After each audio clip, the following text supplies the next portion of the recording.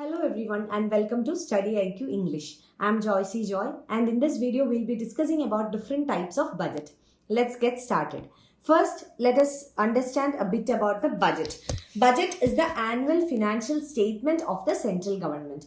The Constitution of India has never used the term budget but instead annual financial statement. This is the term that the Constitution has used. Article 112 of the Constitution talks about the union budget. According to Article 112, the President of the country is liable to lay before both houses of the Parliament the annual financial statement of the government. From the term annual financial statement, we get the idea that a budget is an account of the expenditure and the revenue of the government for the next upcoming financial year. That is why we call it as estimated expenditure and the estimated revenue of the government for the upcoming financial year.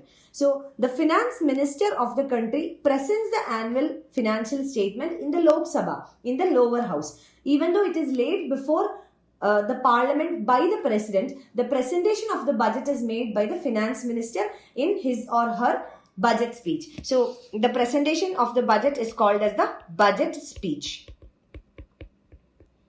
A fiscal year in India starts from 1st of April and concludes on 31st of March. So, a budget is presented for a fiscal year or for one financial year. Now, budget is an estimation of revenue and expenditure over a specified future period of time and is usually compiled and re-evaluated on a periodic basis. So, budget is basically an estimation of the revenue and expenditure for the upcoming financial year, for a next financial year, and it is usually compiled and re-evaluated on a periodic basis. That is, budget is presented every year. It is presented annually. It is annual financial statement of the nation that depicts the revenues and expenditures of the country for a financial year.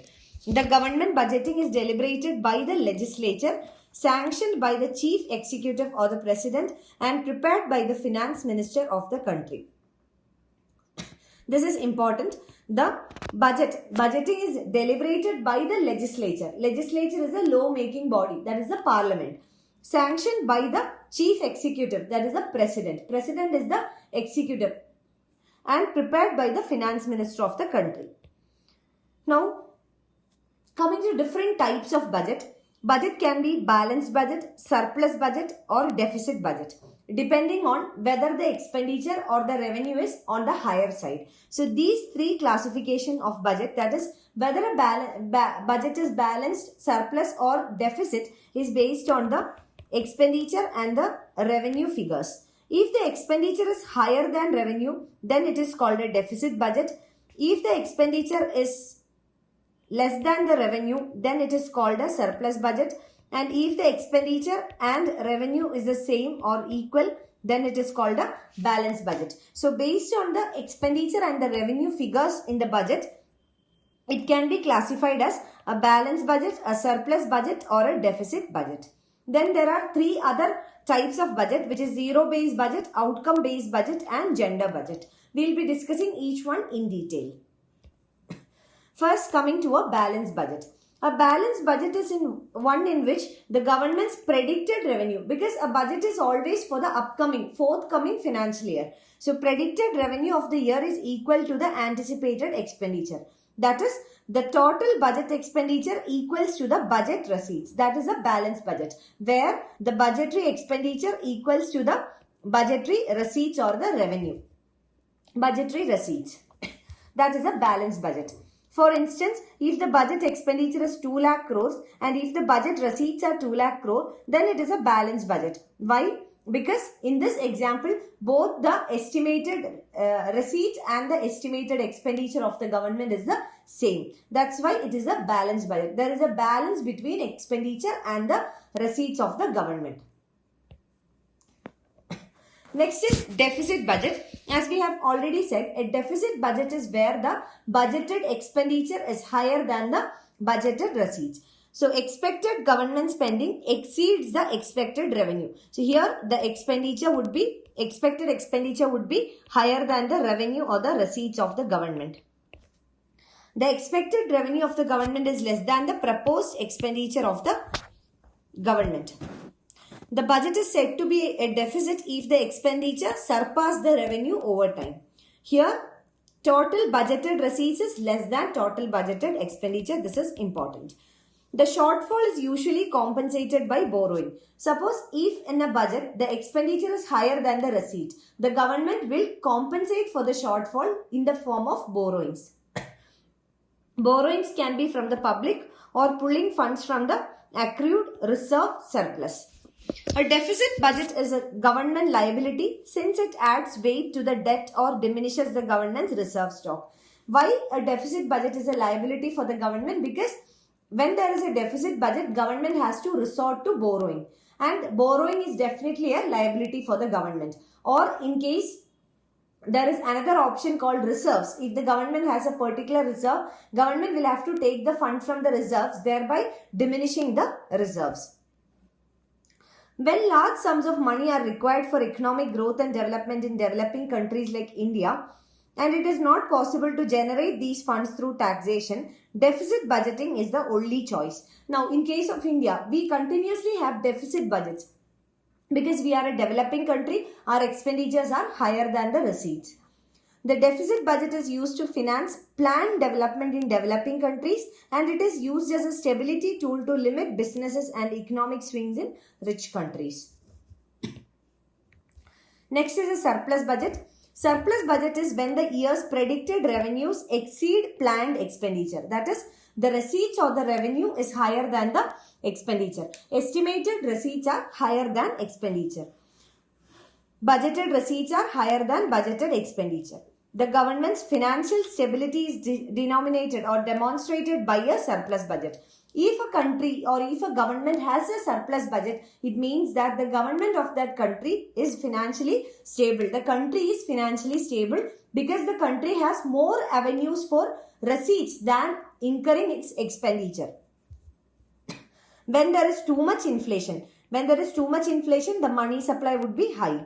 The government can pursue a surplus budget strategy which lowers the aggregate demand. Okay, this point needs to be explained. I'll tell you how. Now, in case of an inflation, at time of inflation, money supply is high. And when the government expenditure increases, the money supply further increases. So, at time of inflation, the government will reduce the expenditure. Government expenditure would be reduced. Which means when the expenditure goes down, there is a chance for generating a surplus budget because receipts will remain the same and government is cutting down on expenditure because of high inflation. So during inflation, maybe the government can resort to a surplus budget, and it doesn't mean that during inflation the government will always resort to a surplus budget. Let us take the example of India itself. In India, even when the inflation rates are high, the government expenditure is not cut down so much, or we do not have a surplus budget. Maybe the government cuts down the expenditure, but we do not go into a surplus budget. So, it's not mandatory. Next is zero-based budget. Zero-based budget means that the budgeting, it's a budgeting strategy where the base is set as zero. That is, every annual budget, whenever a new budget is made, everything starts from the scratch or from zero. That is a concept of a zero-based budgeting. So, it's an approach to planning and preparation the budget from the beginning or from the scratch. Here, budgeting starts from the scratch or from zero. It refers to planning and preparing the budget from scratch or zero base. So, budget starts from zero base or from the scratch. It's a systemic cost management process that prioritizes the efficient allocation of income to fixed expenditure, variable expenses, and saving in order to nullify the difference between income and expenditure. A method of budgeting in which all expenses must be justified for each new period. I'll explain what is a zero-based budgeting in simple words. Zero-based budgeting means in a budgeting, when annual budgets are made, the base is set as zero. When the base is zero, everything has to start from the beginning or everything starts from the scratch. Now, this means that a scheme or any program of the government or any government initiatives or schemes are not carried on to the next year just because the schemes existed earlier. In every new budget, new schemes, new proposals, new programs are announced. And if an earlier existing scheme, suppose if an earlier existing scheme has to be carried forward to the next financial year, then it has to be justified. So how justified? How? It should be justified on the basis of its viability, economic and social viability. Only if the project or only if the scheme is economically and socially viable, then it is carried forward to the next financial year. Otherwise, the budget starts from the scratch. New programs, new initiatives, new schemes are introduced. That is zero-based budgeting. Everything starts from the scratch. Next is outcome-based budget. Now, what is outcome-based budget? It's based on outcome. Now, outcome-based budget is a process of budgeting done at micro levels that sets measurable physical targets to be allocated on every planned project under various ministries. So, this is based on outcome. Outcome here does not only mean the physical outcome. It also refers to the social outcome. So, two types of outcome are taken for consideration. One is physical outcome. Another one is social outcome. Okay, physical and social outcome is considered here. Now, let us understand physical and social outcome with an example. Example, the construction of a dam. Suppose if a dam is created in a particular place. Now, what is the physical outcome? The infrastructure that is created. In physical terms, in real terms, the infrastructure that has been created is the physical outcome. What is the social outcome? The drinking water people get in that area or the water available for irrigation. It creates a social change. So, that social outcome is the social outcome. So, both physical and social outcome are referred to or considered while considering a outcome-based budgeting. Outcome budget becomes a means to establish a linkage between the funds spent by the government and outcome that follows. So, the expenditure incurred by the government is measured in terms of the outcome that the expenditure has produced. How much outcome has the expenditure produced? It works as the progress card on what various ministries and departments have done within a particular year. It measures quantitative and qualitative aspects of the budget. Quantitative aspect is real aspect which refers to the physical outcome, and qualitative aspects are the social factors or social outcome. It makes the budget more accountable and transparent. So, accountability and transparency can be ensured. Why? Because the expenditures are always compared in proportion to their outcome, whether the expenditure incurred has generated the intended outcome or not. Next is gender budget.